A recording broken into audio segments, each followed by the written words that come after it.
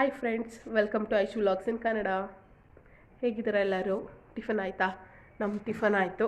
ಚಪಾತಿ ಮಾಡಿದ್ವಿ ಇವತ್ತು. So tiffin ಎಲ್ಲ ಆಯಿತು. ಒಂದು ಆಯಿಲ್ ಅಪ್ಲೈ ಮಾಡೋಣ ಅಂತ.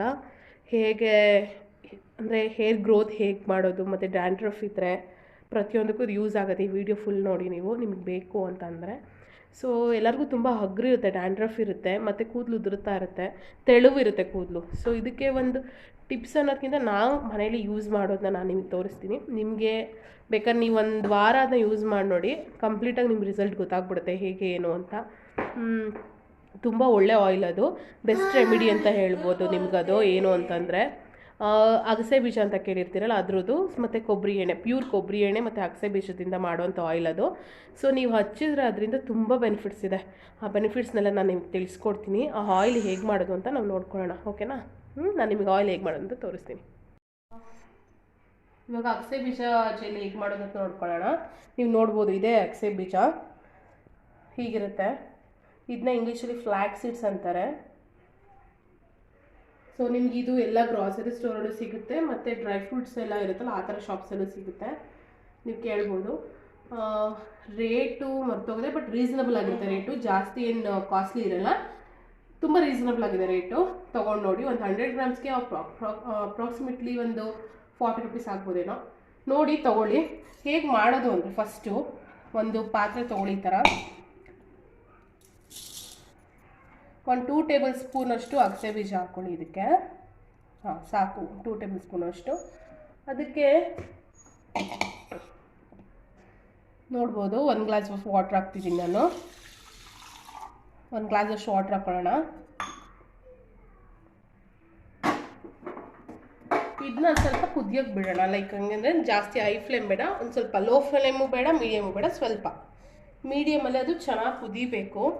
ಅಗಸೆ ಬೀಜ ಏನಿದೆ ಅದ್ರದ್ದು ಜೆಲ್ನ ಬಿಡೋ ಥರ ಆಗಬೇಕು. ಅದ್ರದ್ದು ಏನಿದೆ ಸಿಂಪ್ಟಮ್ಸ್ ಎಲ್ಲ ಬಿಟ್ಟು ಅದು ಇದು ನೋಡ್ಬೋದು ನೀವು. ಇದೆ ಎಷ್ಟು ತೆಳ್ಳವಿದೆ, ನೀರು ಥರ ಇದೆ. ಇದು ಬಂದ್ಬಿಟ್ಟು ನಿಮಗೆ ತುಂಬ ಗಟ್ಟಿಯಾಗುತ್ತೆ. ನೋಡ್ತೀರ ನೀವು, ಕುದೀತಾ ಕುದೀತಾ ಅದು ಹೆಂಗೆ ಟ್ರಾನ್ಸ್ಫಾರ್ಮ್ ಆಗುತ್ತೆ ಅನ್ನೋದು. ಅಗಸೆ ಬೀಜದ ಏನೇನು ಬೆನಿಫಿಟ್ಸ್ ಅಂತ ಅಂದರೆ, ಲೈಕ್ ನಿಮ್ಮ ತಲೆಗೆ ಒಟ್ಟು ಹಗ್ರು ಏನಂತ ಇರ್ತೀವಿ, ಹಗ್ರು ಇದ್ದರೆ ಅಥವಾ ಕೂದಲು ಉದುರುತ್ತಾ ಇದ್ದರೆ, ತುಂಬ ನಿಮ್ಮ ಕೂದಲು ತೆಳುವು ಸಣ್ಣವಾಗಿದ್ದರೆ, ಸೊ ಇದಕ್ಕೆಲ್ಲ ತುಂಬ ಒಳ್ಳೆ ರೆಮಿಡಿ ಅಂತ ಹೇಳ್ಬೋದು. ನಿಮಗೆ ಆಶ್ಚರ್ಯ ಆಗುತ್ತೆ. ಸೊ ನೀವು ವಾರದಲ್ಲಿ ಒಂದು 2 to 3 ಟೈಮ್ಸ್ ಉಪಯೋಗಿಸಿ, ನಿಮಗೆ ಅದ್ರ ಬೆನಿಫಿಟ್ ಗೊತ್ತಾಗುತ್ತೆ. ನಿಮ್ಮ ಕೂದಲು ಉದುರುತ್ತಾ ಇದೆ ಅಂದರೆ ಅದನ್ನ ನಿಮ್ಮ ಲೈಕ್ ಸ್ಕಲ್ಫ್ಗೆಲ್ಲ ಬುಡಕ್ಕೆಲ್ಲ ನೀಟಾಗಿ ಅದನ್ನ ಹಚ್ತಾ ಇದ್ದರೆ ನಿಮಗೆ ಕೂದಲು ನೀವು ನೋಡ್ಬೋದು ಇಂಪ್ರೂವ್ ಆಗುತ್ತೆ. ನಿಮ್ಮ ಕೂದಲು ತುಂಬ ದಪ್ಪ ಆಗುತ್ತೆ, ಮತ್ತು ಕೂದಲು ಬೆಳೀತೆ, ಹೊಸ ಗ್ರೋತ್ ಆಗುತ್ತೆ, ಹೇರ್ ಗ್ರೋತ್ ಆಗುತ್ತೆ. ಸೊ ನೀವು ಅದನ್ನ ಟ್ರೈ ಮಾಡಬೇಕು. ಹೇಗೆ ಅಂತಂದರೆ, ಲೈಕ್ ಮೇಲ್ಮೇಲೆ ಹಚ್ಬಾರ್ದು, ನೀವು ನೀಟಾಗಿ ನಿಮ್ಮ ಸ್ಕಲ್ಫ್ಗೆ ನೀಟಾಗಿ ಮಸಾಜ್ ಮಾಡಬೇಕು. ಸೊ ಹಂಗಂತಂದ್ಬಿಟ್ಟು ತುಂಬ ರಫಾಗಿ ಮಾಡಿಬಿಡಿ, ಸ್ಮೂತಾಗಿ ಮಸಾಜ್ ಮಾಡ್ಕೋಬೇಕು. ಹೇಗೆ ಅಂತ ನಾನು ನಿಮಗೆ ತೋರಿಸ್ತೀನಿ ಅದನ್ನು. ಯಾಕೆಂದರೆ ನಾವು ತುಂಬ ರಫಾಗಿ ಮಾಡಿದ್ರೆ ನಮ್ಮದು ಸ್ಕಲ್ಫಲ್ಲಿರೋ ಹೇರ್ಗೆ ಡ್ಯಾಮೇಜ್ ಆಗುತ್ತೆ, ಗ್ರೋತ್ ಕಮ್ಮಿ ಆಗುತ್ತೆ. ಹಾಗಾಗಿ ನೀಟಾಗಿ ಒಂದು ಬ್ಯಾಲೆನ್ಸಲ್ಲಿ ಮಸಾಜ್ ಮಾಡ್ಕೋಬೇಕು. ಆ್ಯಂಡ್ ಇದ್ರ ಜೊತೆ ಪ್ಯೂರ್ ಕೋಕೋನಟ್ ಆಯಿಲ್ನ, ಆದಷ್ಟು ಪ್ಯೂರ್ ಕೋಕೋನಟ್ ಆಯಿಲ್ನ ನೀವು ಬಳಸಿ. ಕೋಕೋನಟ್ ಆಯಿಲ್ ಆದಷ್ಟು ತುಂಬ ಚೆನ್ನಾಗಿರುತ್ತೆ. ನಾನು ಊರಿಂದ ನಮ್ಮ ತಂದಿದ್ದೀವಿ, ಆ ಆಯಿಲ್ನ ನಾನು ಬಳಸ್ತೀನಿ. ತುಂಬ ಚೆನ್ನಾಗಿರುತ್ತೆ ಪ್ಯೂರ್ ಕೋಕೋನಟ್ ಆಯಿಲ್. ನಿಮ್ಗೆ ಎಲ್ಲರೂ ಸಿಕ್ಕರೆ ತೊಗೊಂಡು ಇಟ್ಕೊಳ್ಳಿ. ಅದು ಇದ್ರ ಜೊತೆಗೆ ಅದನ್ನ ಹಾಕ್ಬಿಟ್ಟು ನೀವು ನೀಟಾಗಿ ಹಚ್ಕೊಳ್ಳಿ. ಕೂದಲಿಗೆ ಅವಶ್ಯಕತೆ ಇರಲ್ಲ, ಕೂದಲಿಗೆ ಲೈಟಾಗಿ ಹಚ್ಕೊಳ್ಳಿ. ಸೊ ನಿಮ್ಮ ಬುಡಕ್ಕೆ ಅಂದರೆ ಲೈಕ್ ತಲೆಗೆ ಸ್ಕಲ್ಫ್ಗೆಲ್ಲ ನೀಟಾಗಿ ಅಪ್ಲೈ ಮಾಡ್ತಾ ಇದ್ದರೆ ನಿಮಗೆ ಹೇರ್ ಗ್ರೋತ್ ತುಂಬ ಚೆನ್ನಾಗಾಗುತ್ತೆ, ಮತ್ತು ತುಂಬ ಸಾಫ್ಟಾಗಿರುತ್ತೆ. ಲೈಕ್ ಹೇಗಿರುತ್ತೆ ಅಂದರೆ, ನೀವು ಇವಾಗ ನಾವೇನು ಯೂಸ್ ಮಾಡ್ತೀವಿ ಪ್ರಾಡಕ್ಟ್ಸ್ ಹೊರಗಡೆಯಿಂದ ತಂದು, ಅದಕ್ಕಿಂತ ತುಂಬ ಚೆನ್ನಾಗಿರುತ್ತೆ.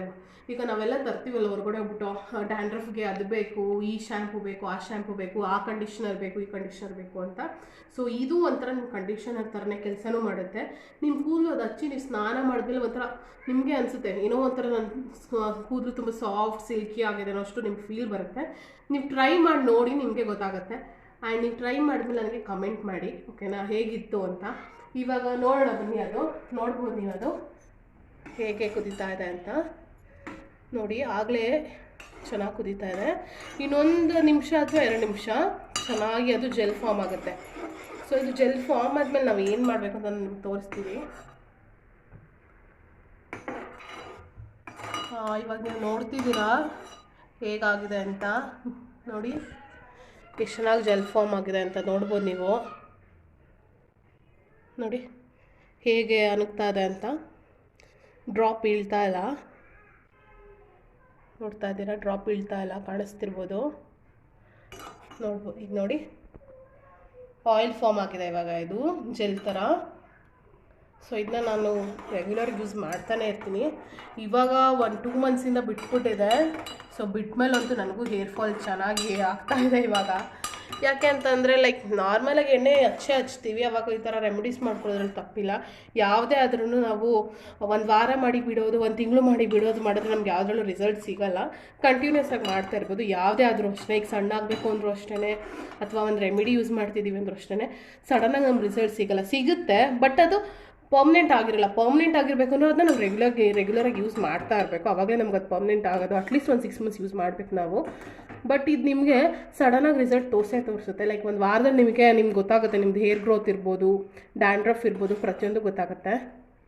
ಸೊ ಇವಾಗ ಈ ಜೆಲ್ ಆಗಿದೆ, ಆಲ್ಮೋಸ್ಟ್ ಆಗಿದೆ.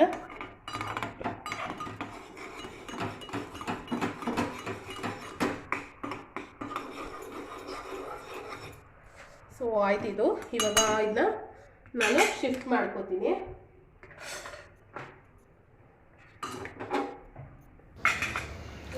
ಇವಾಗ ಅದನ್ನ ನಾವು ಎಲ್ಲ ಶೋಧಿಸ್ಕೊಳ್ಳೋಣ.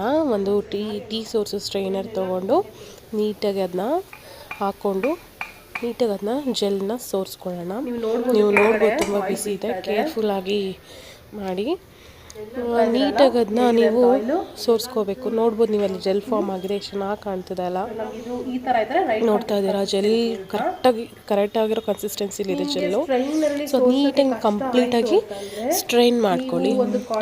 ಮತ್ತು ಏನಂದರೆ ನಿಮಗೆ ಈಗ ಸ್ಟ್ರೈನರಲ್ಲಿ ಈ ಥರ ಎಲ್ಲ ಮಾಡೋಕ್ಕಾಗಲ್ಲ ಅಂದರೆ ತೆಳುವಾಗಿರೋ ಕಾಟನ್ ಬಟ್ಟೆನೋ ಅಥವಾ ತೆಳುವಾಗಿರೋ ಬಟ್ಟೆ ತೊಗೊಂಡು ಅದ್ರೂ ಸ್ಟ್ರೈನ್ ಮಾಡ್ಬೋದು.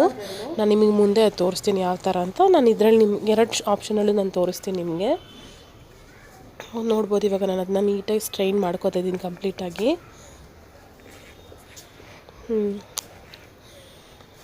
ನೋಡಿ ಫುಲ್ಲು ಬ್ಲೆಂಡ್ ಆಗಿಬಿಟ್ಟಿದೆ ಅದು ಜೆಲ್ಲು ಅಕ್ಸೆ ಬೀಜ ಜೊತೆ. ನೋಡಿ ಹೇಗಿದೆ ಅಂತ, ಕರೆಕ್ಟ್ ಕನ್ಸಿಸ್ಟೆನ್ಸಿಲಿದೆ ಜೆಲ್. ನಿಮಗೆ ಎಷ್ಟು ಬೇಕೋ ಅಷ್ಟು ತೊಗೊಂಡು ನೀವು ಮಾಡ್ಕೋಬೋದು. ಸೊ ನನಗೆ 1 ಟೈಮ್ಗೆ ಎಷ್ಟು ಬೇಕೋ ಅಷ್ಟು ತೊಗೊಂಡು ನಾನು ಮಾಡ್ಕೋತಾ ಇದ್ದೀನಿ. ಸೊ ಮತ್ತು ಈ ಅಗಸೆ ಬೀಜನ ನೀವು ಮತ್ತೆ ರೀಯೂಸ್ ಮಾಡ್ಬೋದು. ಆವಾಗಲೇ ಮಾಡ್ತೀನಿ ಅಂದರೆ, ಇಲ್ಲ ಅಂದರೆ ಮಾಡೋಕ್ಕಾಗಲ್ಲ. ಇದನ್ನ ನೀವೀಗ ಇಲ್ಲ ನಾನು ಮತ್ತೆ ಮಾಡ್ಕೋತೀನಿ ಅಂದರೆ ರೀಯೂಸ್ ಮಾಡ್ಬೋದು 1 ಟೈಮ್, ಆವಾಗ ಮಾತ್ರ. ಸ್ಟೋರ್ ಮಾಡೆಲ್ಲ ಯೂಸ್ ಮಾಡಿ ಚೆನ್ನಾಗಿರಲ್ಲ. ಮತ್ತು ಇವಾಗ ನೋಡ್ಬೋದು ನೀವು, ನಮ್ಮದು ತೆಳುವಾಗಿರೋ ಕರ್ಚೀಫ್ ತೊಗೊಂಡು ಅದರಲ್ಲಿ ಸ್ಟ್ರೈನ್ ಮಾಡ್ಕೋತಾ ಇದ್ದೀನಿ ನೀಟಾಗಿ. ನೋಡ್ತಾ ಇದ್ದೀರಲ್ಲ ಹೇಗೆ ಬರ್ತಾ ಇದೆ ಅದರಲ್ಲಿ ಅಂತ. ಬಿಸಿ ಇರುತ್ತೆ ತುಂಬ, ಹುಷಾರಾಗಿ ನೋಡಿಕೊಂಡು ಮಾಡ್ಕೊಳ್ಳಿ. ಆದಷ್ಟು ಎಷ್ಟಾಗುತ್ತೆ ಅಷ್ಟು ಸ್ಟ್ರೈನ್ ಮಾಡ್ಕೊಳ್ಳಿ. ಇಲ್ಲಾಂದರೆ ನೆಕ್ಸ್ಟ್ ಇನ್ನೊಂದು ಅರ್ಧ ಗ್ಲಾಸ್ ಆಫ್ ವಾಟರ್ ಹಾಕ್ಬಿಟ್ಟು ನೀವು ಮಾಡ್ಕೊಳ್ಳಿ. ಒಂದು ಅರ್ಧ ಗ್ಲಾಸ್ ನೀರು ಹಾಕ್ಬಿಟ್ಟು ಮತ್ತೆ ನಾನು ಹೇಳಿದ್ನಲ್ಲ ಅದೇ ಪ್ರೊಸೀಜರಲ್ಲಿ ಕುದಿಸಿ. ಸೊ ಮತ್ತೆ ನಿಮಗೆ ಅದೇ ಥರ ಜೆಲ್ ಫಾರ್ಮ್ ಆಗುತ್ತೆ. ನೋಡ್ಬೋದು ನೀವು, ಚೆನ್ನಾಗಿ ಫಾರ್ಮ್ ಆಗಿರೋ ಜೆಲ್ ಸಿಗ್ತಾ ಇದೆ ನಮಗೆ. ನಾನು 1 ಸತಿ ಮಾತ್ರ ಮಾಡಿಕೊಂಡೆ, ಯಾಕೆಂದರೆ ನನಗೆ ಹೇರ್ ಗ್ರೋತ್ಗೆ ಎಷ್ಟು ಬೇಕಿತ್ತು ಅಂದರೆ ನನ್ನ ಹೇರ್ಗೆ ಎಷ್ಟು ಅಪ್ಲೈ ಮಾಡಬೇಕಿತ್ತು ಅಷ್ಟು ಜೆಲ್ ನಂಗೆ ಸಿಕ್ಕಿತ್ತು. ಸೊ ನನಗೆ 1 ಸತಿ ಮಾತ್ರ ನಾನು ತೊಗೊಂಡು ನೀಟಾಗಿ ಕಂಪ್ಲೀಟಾಗಿ ಎಲ್ಲನೂ ಸ್ಟ್ರೈನ್ ಮಾಡಿಕೊಂಡೆ ಅದರಿಂದ. ನೋಡಿ ನೀವು ಇವಾಗ ಜೆಲ್ ಎಷ್ಟು ಚೆನ್ನಾಗಿ ಫಾರ್ಮ್ ಆಗಿದೆ ಅಲ್ಲ, ಎಷ್ಟು ಶೈನಿ ಇದೆ ನೋಡಿ. ನೋಡೋಕ್ಕೆ ಕಂಪ್ಲೀಟಾಗಿ ಈ ಥರ ಇರಬೇಕು ಜೆಲ್ ಅದು. ಈ ಜೆಲ್ಗೆ ನಾವೀಗ ನೆಕ್ಸ್ಟು ನಾನು ಏನು ಮಾಡ್ತೀನಿ ಅದಕ್ಕೆ ನೀಟಾಗಿ, ಸೊ ನನಗೆ ಎಷ್ಟು ಬೇಕೋ ಆಯಿಲ್, ಕೊಕೊನಟ್ ಆಯಿಲ್, ಕೊಬ್ಬರಿ ಎಣ್ಣೆ, ಪ್ಯೂರ್ ಕೊಬ್ಬರಿ ಎಣ್ಣೆ ನಾನು ಆಯಿಲ್ನ ಅದಕ್ಕೆ ಹಾಕೋತೀನಿ. ನೋಡಿ ಇದೇ ಶೈನಿ ಇದೆ ಆದಮೇಲೆ ಸಖತ್ತಾಗಿದೆ ಅಲ್ಲ.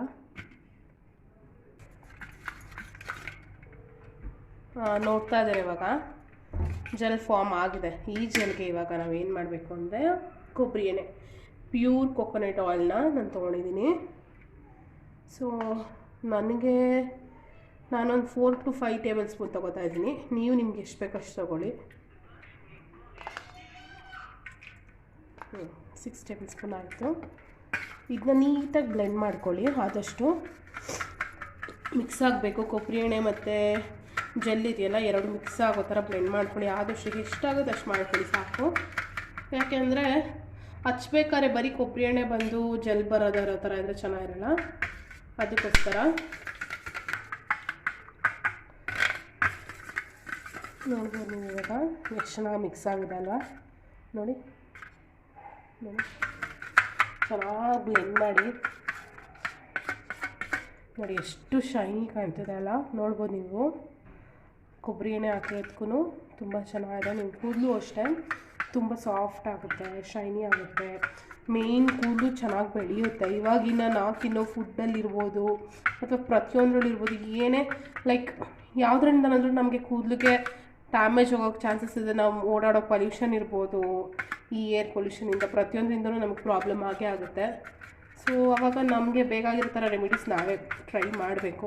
ಸೊ ನಾನು ಹೇಳ್ದಂಗೆ ನಿಮ್ಗೆ ಇದನ್ನ ನೀವು ವಾರಕ್ಕೆ ಅಟ್ಲೀಸ್ಟ್ 2 ಸತಿ ಹಚ್ಚಿ ನಿಮಗೆ ರಿಸಲ್ಟ್ ಸಿಗುತ್ತೆ. ಸೊ ಇವಾಗ ಇದನ್ನ ನಾನು ನಿಮ್ಗೆ ತೋರಿಸ್ತೀನಿ ಹೇಗೆ ಅಪ್ಲೈ ಮಾಡೋದು ಅಂತ. ಮೊದಲು ಈ ಥರ ಪಾರ್ಟಿಷನ್ ಮಾಡ್ಕೊಳ್ಳಿ, 2 ಪಾರ್ಟಿಷನು ಕೂದಲನ್ನ ಮಧ್ಯದಿಂದ ತೆಗಿರಿ.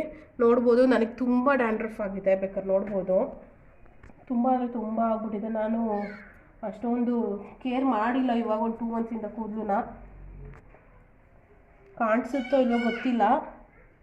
ಸೊ ಇವಾಗ ಏನು ಮಾಡಬೇಕು ಅಂತಂದರೆ, ನೀವು ಸ್ವಲ್ಪನೇ ಲೈಕ್ ಈ ಥರ ತೆಗೆದು ತೋರಿಸ್ತೀರಿ ನೋಡಿ ಹೇಗೆ ಅಂತ. ಮಧ್ಯಕ್ಕೆ ನೀಟಾಗಿ ಫಸ್ಟ್ ಆಯಿಲ್ನ ಅಪ್ಲೈ ಮಾಡ್ಕೋಬೇಕು. ನಾವು ಮಿಕ್ಸಿಂಗ್ ಮಾಡ್ಕೊಂಡಿದ್ದೀವಲ್ಲ ಜೆಲ್ನ, ಈ ಥರ ನಿಧಾನಕ್ಕೆ ಸ್ಮೂತಾಗಿ ನಾವು ಅಪ್ಲೈ ಮಾಡ್ಕೋಬೇಕು ಸ್ಕಾಲ್ಫ್ಗೆ.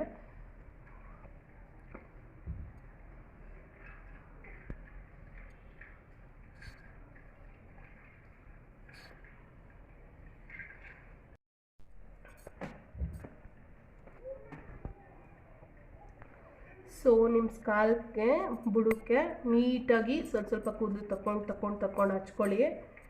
ಎಲ್ಲ ಕಡೆಯೂ ನೀಟಾಗಿ ಅದು ಬ್ಲೆಂಡಾಗಿ ಅಪ್ಲೈ ಆಗಬೇಕು. ಆವಾಗಲೇ ಹೇರ್ ಗ್ರೋತ್ ಚೆನ್ನಾಗಾಗೋದು. ನೋಡ್ಬೋದು ನೀವು, ಈ ಥರ ನೋಡ್ಕೊಳ್ಳಿ ಯಾವ ಥರ ಅಂತ.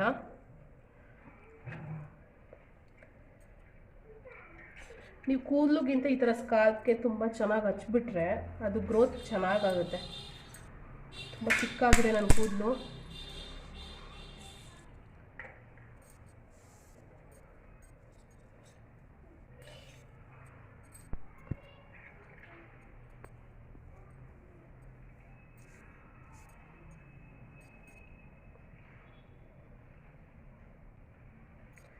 ನೋಡಿ ಈ ಥರ ಸ್ವಲ್ಪ ತಗೊಂಡು ಹಚ್ಕೋಬೇಕು. ನೋಡಿ ಮೇಯ್ನ್ ಇಲ್ಲಿ ನೀಟಾಗಿ ಹಚ್ಕೋಬೇಕು. ಮತ್ತು ಮುಂದೆ 2 ಕಡೆನೇ ಬೇಗ ಇದಾಗೋದು, ಕೂದಲು ಜಾಸ್ತಿ ಉದುರೋದು. ಸೊ ಚೆನ್ನಾಗಿ ಹಚ್ಕೊಳ್ಳಿ. ಇಲ್ಲಿ ನೋಡ್ತಾ ಇರ್ಬೋದು.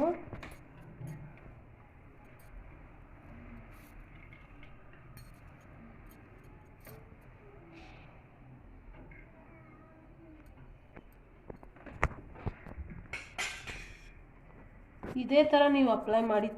ಇದೇ ಥರ ಹೇಗೆ ಅಮ್ಮ ಹೇಗೆ ನನಗೆ ಬುಡಕ್ಕೆ ಸ್ವಲ್ಪ ತೆಗ್ದು ಹಚ್ತಿದ್ದಾರೋ ನೀವು ಹಾಗೆ ಹಚ್ಕೊಳ್ಳಿ. ನಾವೇ ಹಚ್ಕೋಬೋದು, ಈ ಥರ ನಾವೇ ಸೆಲ್ಫಾಗಿ ಹಚ್ಕೋಬೋದು ಎಲ್ಲನೂ ಸ್ವಲ್ಪ ತಗೊಂಡು. ಬಟ್ ನನಗೆ ನಮ್ಮಮ್ಮ ಈ ಥರ ಆಯಿಲ್ ಹಚ್ಚೋದ್ರೆ ನಂಗೆ ತುಂಬ ಇಷ್ಟ. ಚೆನ್ನಾಗಿ ಮಸಾಜ್ ಮಾಡ್ತಾರೆ, ಮತ್ತು ಒಂಥರ ರಿಲ್ಯಾಕ್ಸೇಷನ್ ಸಿಗುತ್ತೆ. ಏನೋ ಒಂಥರ ಸ್ಟ್ರೆಸ್ ಬರ್ನರ್ ಅನ್ಬೋದು. ತುಂಬ ಚೆನ್ನಾಗಿರುತ್ತೆ. ಅದಕ್ಕೋಸ್ಕರ ಕೂಲಾಗಿ ಫೀಲ್ ಆಗುತ್ತೆ. ಸೊ ನೀಟಾಗಿ ಕಂಪ್ಲೀಟಾಗಿ ಹಚ್ಕೊಂಡ್ಮೇಲೆ ಒಂದು ಸತಿ ಮಸಾಜ್ ಕೊಟ್ಕೊಳ್ಳಿ, ಲೈಟಾಗಿ ಮಸಾಜ್ ಕೊಟ್ಕೊಳ್ಳಿ ಈ ಥರ. ಯಪ್ಪ ಸೂಪರ್. ಹಿಂಗೆ ಮಸಾಜ್ ಮಾಡಿಸ್ಕೊತಾ ಇದ್ರೆ ನಿದ್ದೆನೇ ಬಂದ್ಬಿಡುತ್ತೆ. ನನಗಂತೂ ತುಂಬ ಇಷ್ಟ. ವಾರದಲ್ಲಿ 3 ಸತಿ ಅಂತ ಹಿಂಗೆ ಹಚ್ಚಿಸ್ಕೊತೀನಿ. ನಮ್ಮ ಅಮ್ಮಂಗೆ ಟಾರ್ಚರ್ ಕೊಟ್ಟಾದರೂ ಹಚ್ಚಿಸ್ಕೊತೀನಿ, ಅಮ್ಮ ಎಣ್ಣೆ ಹಚ್ಚಿ ಅಂತ. ನನ್ನ ಕೂದಲು ಬೆಳೆಯೋದಕ್ಕೆ ಅನ್ನೋದಕ್ಕಿಂತ ಅವ್ರು ಎಣ್ಣೆ ಹಚ್ಬೇಕಾದ್ರೆ ರಿಲ್ಯಾಕ್ಸ್ ಸಿಗುತ್ತೆ ಅನ್ನೋದಕ್ಕೋಸ್ಕರ ನಾನು ಅರ್ಧ ಇದೆಲ್ಲ ಮಾಡ್ಕೊಂಡು ಹಚ್ಚಿಸ್ಕೊಳ್ಳೋದು. ಇವಾಗ ಒಂದು 2 ಮಂತ್ಸಿಂದ ಹಚ್ಕೊಂಡಿರಲಿಲ್ಲ ಈ ಥರ ಎಲ್ಲ, ಬರೀ ಆಯಿಲ್ ಅಪ್ಲೈ ಮಾಡ್ತಾ ಇದ್ದೆ. ತುಂಬ ಕೂದಲು ಉದುರುತ್ತಾ ಇತ್ತು. ಆಮೇಲೆ ಬಿಟ್ಬಿಟ್ಟಿದೆ, ಮನೇಲಿ ಅಗಸೆ ಬೀಜ ಇದ್ದರೂ ಮಾಡ್ತಾ ಇರಲಿಲ್ಲ, ಬಿಟ್ಬಿಟ್ಟಿದೆ. ಸೊ ಇನ್ಮೇಲೆ ಕಂಟಿನ್ಯೂಸ್ ಆಗಿ ವಾರಕ್ಕೆ 2 ಸತಿ ಮಾಡಬೇಕು ಅಂತ ಡಿಸೈಡ್ ಆಗಿಬಿಟ್ಟಿದ್ದೀನಿ. ಮಾಡ್ತೀನಿ. 2 ಸತಿ ಇಲ್ದವ್ರು 3 ಸತಿ ಮಾಡಿ ತುಂಬ ಒಳ್ಳೆಯದು. ಬಟ್ ಏನು ಅಂತಂದರೆ ಅಪ್ಲೈ ಮಾಡೋದಿದೆಯಲ್ಲ, ಮೇಯ್ನ್ ಅಪ್ಲೈ ಮಾಡೋದ್ರಲ್ಲೇ ಇರೋದು. ನೀವು ಕರೆಕ್ಟಾಗಿ ಪ್ರೊಸೀಜರ್ನ ಫಾಲೋ ಮಾಡಿ ಅಪ್ಲೈ ಮಾಡಿ, ನಿಮ್ಮ ಕೂದಲಿಗೆ ಗ್ರೋತ್ ಸೂಪರಾಗಿ. ಆಮೇಲೆ ಇದು ಆಯಿಲ್ ಅಪ್ಲೈ ಮಾಡಿದ್ಮೇಲೆ ಯಾವಾಗ ಸ್ನಾನ ಮಾಡಬೇಕು ಅಂತಂದರೆ, ನೀವು ಜಾಸ್ತಿ ಹೊತ್ತು ಇಟ್ಕೊಳ್ಳೋಕೆ ನಮ್ಗೆ ಇಷ್ಟ ಇಲ್ಲ, ಒಂಥರ ಸಫಗೇಷನ್ ಫೀಲ್ ಆಗುತ್ತೆ ಅಂದರೆ 2 ಅವರ್ಸಲ್ಲಿ ಮಾಡ್ಬೋದು ಸ್ನಾನನ. 1-2 ಅವರ್ ಬಿಟ್ಟು. ಇಲ್ಲ ನಾನು ಮೇಂಟೈನ್ ಮಾಡ್ತೀನಿ ಅಂದರೆ ಸೊ 1 ನೈಟ್ ಬಿಟ್ಟರೆ ತುಂಬ ಒಳ್ಳೆಯದು. ಅದು ನಿಮ್ಮ ಸ್ಕಾಲ್ಪ್ಗೆ ತುಂಬ ಚೆನ್ನಾಗಿ ಇಳ್ಕೊಳ್ಳುತ್ತೆ. ಎಣ್ಣೆ ಅಂಶ ಇರ್ಬೋದು ಪ್ರತಿಯೊಂದು ಇಳ್ಕೊಳ್ಳುತ್ತೆ. ಮತ್ತು ನಿಮಗೆ ಲೈಟ್ ಅಂತ ಫೀಲ್ ಆಗುತ್ತೆ. ಸೊ ಇವಾಗ ನಾನೊಂದು ನಾಟ್ ಹಾಕ್ಕೊಂಡಿದ್ದೀನಿ, ನೀವು ನೋಡ್ಬೋದು ಹೇಗಿದೆ ಅಂತ. ಸೊ ಪ್ಲೀಸ್ ಲೈಕ್ ಮಾಡಿ ನನ್ನ ವೀಡಿಯೋಸ್ಗೆ, ನಿಮ್ಗೆ ಇಷ್ಟ ಆದರೆ ನಿಮ್ಮ ಫ್ರೆಂಡ್ಸ್ಗೆಲ್ಲ ಶೇರ್ ಮಾಡಿ, ಕಮೆಂಟ್ ಮಾಡಿ. ಸೊ ಹೀಗೆ ನಾನು ಸಬ್ಸ್ಕ್ರೈಬ್ ಮಾಡ್ತಾರೆ ನನ್ನ ಚಾನಲ್ನ. ನಿಮ್ಗೆ ಇಷ್ಟ ಆದರೆ ಪ್ಲೀಸ್ ಲೈಕ್ ಮಾಡಿ. Thank you. ನಾನು ನೆಕ್ಸ್ಟ್ ಬ್ಲಾಗಲ್ಲಿ ಸಿಗ್ತೀನಿ. ಬಾಯ್.